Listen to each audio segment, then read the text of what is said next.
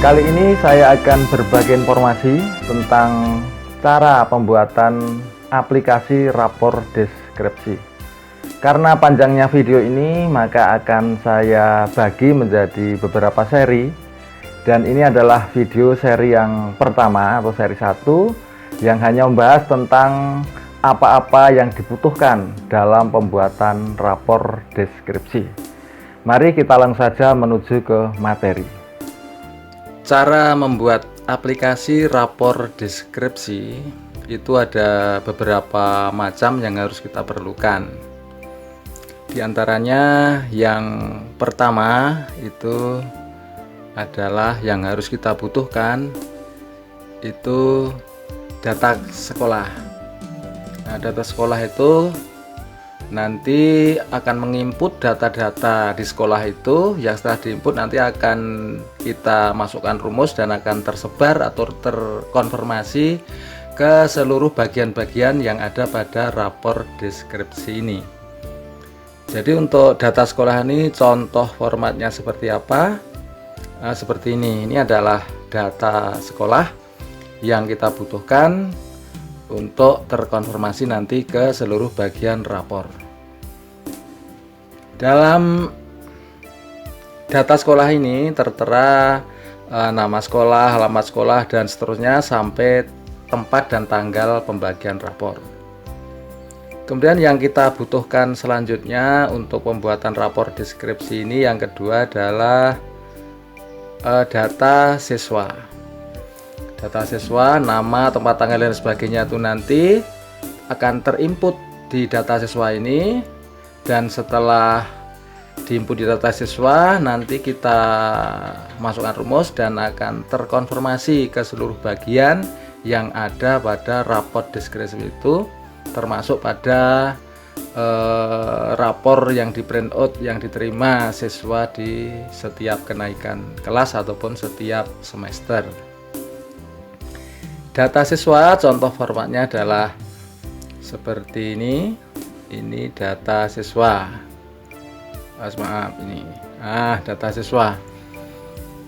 Jadi yang tertera di sini adalah nomor induk, nama siswa, NISN, jenis kelamin, tempat tanggal dan lain sebagainya. Ini nanti akan terkonfirmasi juga di seluruh bagian rapor. Dan nama-nama siswa itu tadi ngetiknya semuanya harus di data siswa ini. Di bagian lain sudah langsung muncul sendiri, jadi nggak boleh kita ngetik di bagian lain selain di data siswa ini untuk bagian siswa. Yang selanjutnya, yang ketiga yang kita butuhkan dalam pembuatan rapor deskripsi ini adalah kriteria kentutasan minimal atau KKM. Nah, ini nanti berisi angka-angka yang ditetapkan di kelasnya untuk fungsinya adalah untuk menentukan ini nanti predikat, misalnya A nilai 67, B dan lain sebagainya, itu berdasarkan KKM atau kriteria kentutasan minimal.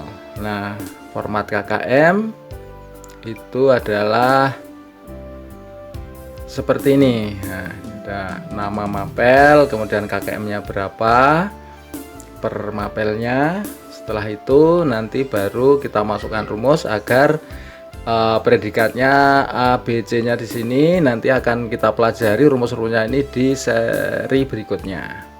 Untuk seri sekarang kita pengenalan dulu tentang apa-apa yang dibutuhkan dalam rapor deskripsi ini. Yang dibutuhkan selanjutnya yang keempat untuk pembuatan rapor deskripsi ini adalah daftar nilai. Nah, daftar nilai ini dibutuhkan karena itu nanti terakumulasi dari nilai-nilai itu ke rapor yang di print out oleh guru yang dibagikan ke siswa. Jadi dalam daftar nilai ini ada beberapa macam, diantaranya adalah yang pertama nilai sikap. Sikap terdiri dari dua macam nih, nilai sikap sosial dan sikap spiritual. Kemudian nilai berikutnya atau daftar nilai berikutnya yang kita buat itu adalah format nilai pengetahuan. Kemudian yang ketiga, masalah daftar nilai ini adalah nilai keterampilan. Seperti apa format-format daftar nilai itu? Kita lihat daftar nilainya ini yang nilai spiritual. Seperti ini. Kemudian ini format nilai sosial. Kemudian format nilai pengetahuan. Dan yang terakhir format nilainya adalah format nilai keterampilan. Ini format-format nilai yang sudah saya modif dengan warna-warna, dan untuk hal ini nanti kita pelajari di seri berikutnya. Kemudian yang dibutuhkan selain format nilai atau daftar nilai itu, untuk pembuatan rapor deskripsi kita memerlukan daftar kompetensi dasar, daftar kompetensi dasar atau daftar KD.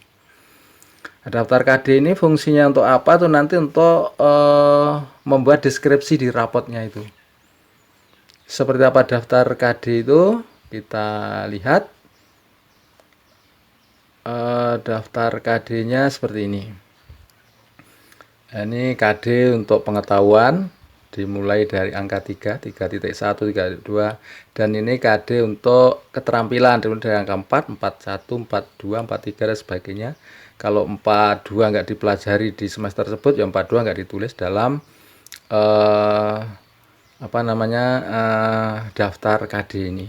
Ini yang ditampilkannya adalah KD, daftar KD untuk PADB atau Pendidikan Agama dan Budi Pekerti. Kemudian tarik ke bawah itu format untuk PKN, untuk Bahasa Indonesia, untuk MTK, dan seterusnya sesuai dengan mata pelajaran yang dibutuhkan di sekolah tersebut. Selain kompetensi dasar, yang kita butuhkan lagi untuk pembuatan rapor deskripsi ini adalah rekap nilai. Ini sangat penting dalam aplikasi rapor deskripsi untuk rekap nilai, karena nilai yang di print, nilai siswa yang di print ke rapor yang dibagikan ke siswa itu nanti adalah bersumber pada rekap nilai ini. Kemudian rekap nilai ini nanti kita ambil dari daftar nilai. Daftar nilai baik dari spiritual, kemudian sosial, pengetahuan maupun keterampilan. Seperti apa rekap nilainya? Dalam formatnya rekap nilai seperti ini. Ini rekap nilai, yang pertama nama siswa, kemudian nilainya berapa siswa itu, predikatnya apa, kemudian deskripsinya bagaimana untuk pengetahuan, untuk keterampilannya, dan seterusnya. Nilai ini nanti diperoleh dari rekap ini adalah dari nilai-nilai di format nilai tadi atau daftar nilai. Setelah terangkum nanti masuk ke nilai di sini, dan predikatnya ini berdasarkan KKM tadi sudah otomatis masuk ke sini, dan setelah masuk sini dimasukkan rumus, nanti dengan rumus flow up itu nanti masuk ke rapor. Selanjutnya yang dibutuhkan dalam pembuatan rapor deskripsi yang ketujuh ini adalah rapor deskripsi. Jadi rapor deskripsi itu contohnya, kita lihat contoh rapor deskripsi. Nah, ini adalah rapor deskripsi. Jadi nanti seperti nama siswa ini nanti terambil dari data siswa tadi, akan masuk ke sini setelah kita masukkan rumus.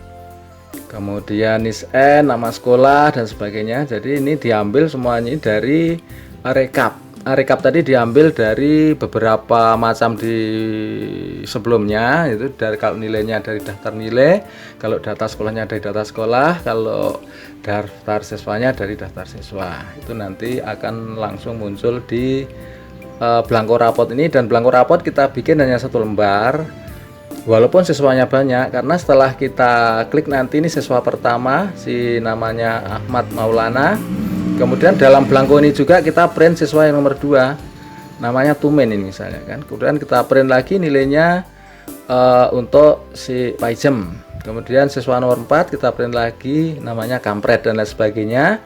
ini adalah di rapor yang terakumulasi ini dari nilai di rekap tadi.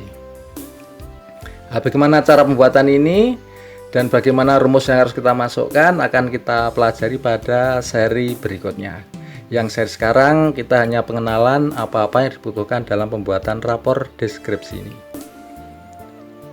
Selain itu, yang kita butuhkan lagi dalam pembuatan rapor deskripsi ini adalah yang nomor 8, itu halaman menu. Nah, halaman menu ini fungsinya adalah untuk menuju ke halaman-halaman yang mau kita tuju. Kalau kita tidak menggunakan halaman menu ini juga sebenarnya tidak apa-apa, tapi kita menujunya itu dengan menggunakan tombol shift yang ada di bawah laptop kita.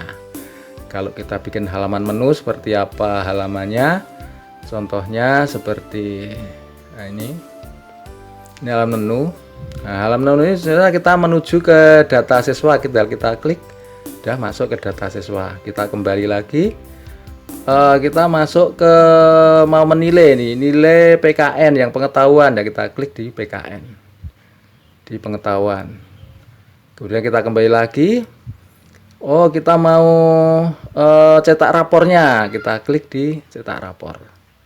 Kemudian kita kembali lagi dan seterusnya. Ini adalah fungsi dari daftar menu ini. Jika kita buat, kalau kita nggak buat ya nggak apa-apa, kita menggunakan menuju ke halaman tersebut dengan menggunakan kotak sheet yang ada di bawah. Selanjutnya yang dibutuhkan dalam pembuatan rapor deskripsi ini yang 9 adalah piagam. Jadi ini juga kalau sekolah tidak akan mengeluarkan piagam juga nggak perlu dibuat.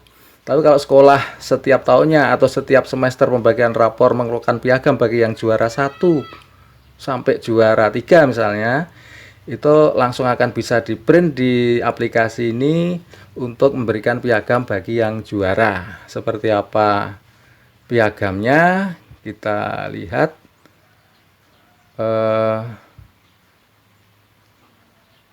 Ini piagam penghargaan bagi yang juara.